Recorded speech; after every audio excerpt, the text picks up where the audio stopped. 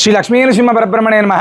అత్యంత విశేషమైనటువంటి రోజు అక్షయ తృతీయ అని మనకు శాస్త్రం పురాణాలు చెప్తున్నాయి. అయితే ఈ సంవత్సరం ఏప్రిల్ 30 తారీఖు వచ్చేటువంటి అక్షయ తృతీయ అత్యంత దుర్లభమైనటువంటిది, అంటే ఇది దొరకనటువంటిది అని చెప్తారు. ఎందుకంటే సాధారణంగా అక్షయ తృతీయ రోహిణి నక్షత్రంతో కలిస్తే అది చాలా విశేషమని మనకు పెద్దలు చెప్పారు, ధర్మశాస్త్రాలు చెప్పాయి. అక్షయ తృతీయ అనేటువంటిది తదియా రోహిణి నక్షత్రం బుధవారం కలిస్తే అది అత్యద్భుతమైనటువంటిది.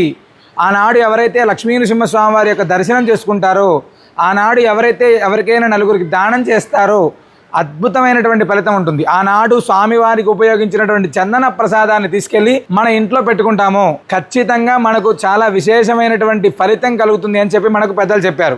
అవకాశం ఉన్నటువంటి ప్రతి భక్తుడు కూడా ఇలాంటి దుర్లభమైనటువంటి యోగాన్ని ఎవరు కూడా మిస్ చేసుకోకండి. అక్షయ తృతీయ నాడు అనంతమైనటువంటి భగవద్ అనుగ్రహాన్ని, సంపదని అనుగ్రహించేటువంటి కల్పవృక్ష నారసింహ స్వామివారి దివ్య సన్నిధిలో జరిగేటువంటి చందనోత్సవాన్ని, స్వామివారి దర్శనాన్ని చేసుకొని సకల మనోభీష్టాలు నెరవేర్చుకోండి. సర్వేజన సుఖినో భవంతు.